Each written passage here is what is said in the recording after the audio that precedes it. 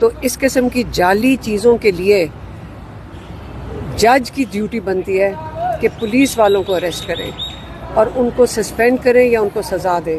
اور جب آپ رول آف لا ختم ہو جاتا ہے تو آپ جو کچھ بھی وہ کر لیں، جھوٹ بولیں. یہ کس نے کہا ہے کہ ایک پاکستانی جھوٹ بولے تو یا جرم کرے تو وہ جیل میں جاتا ہے، لیکن اگر ایک پولیس آفیشل یا کوئی سرکاری ملازم جرم کرے تو اس کو اجازت ہے؟ یہ کس نے کہا ہے؟ یہ ہمارا رول آف لا یا ہمارا آئین اس چیز کی اجازت نہیں دیتا.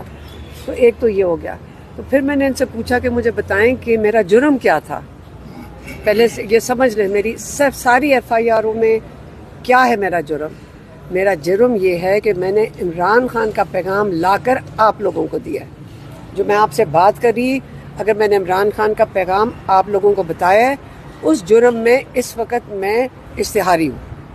تو اس لیے ہم نے جج صاحب کو کہا کہ ہم جا کر اب، کیونکہ ایک دم انکشاف ہوا ہے ڈی آئی جی کو کہ مجھے اشتہاری بھی بنا دیا اتنی جلدی، تو ہم جا کے اپنی بیل لے لیتے ہیں. تو اب لیکن میں اس وقت اشتہاری ہوں، اور جب تک بیل نہیں ہوتی ہے تو آپ یہ سوچ لیں کہ میں تو ڈی آئی جی کو خود آفر کیا تھا ادھر آ جائے تو اریسٹ کر لیں.